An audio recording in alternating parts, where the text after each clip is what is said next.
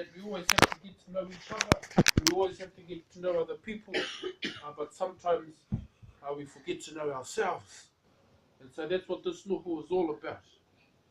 Now, if you're expecting something like the wananga peropeke at Waioweka, if you're expecting something like that, you're shit out of luck.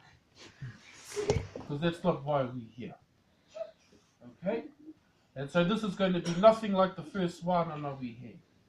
You're not going to be put into groups. We're not going to be having much fun. Well, I think it's fun. You might not think it is.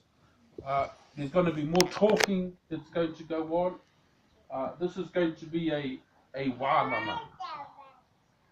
So as Korotiki said, this ain't a camp. This ain't a sleepover or a pajama party. This is a wananga. And a wananga really just means is that we're just going to have time together. We're not going to be bound by time.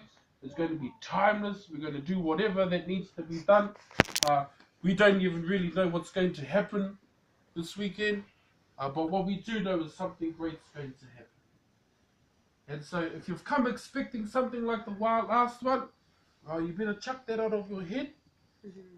Because that's not what's going to happen. If you don't like this one, that's okay. Don't come back to the next one. Okay?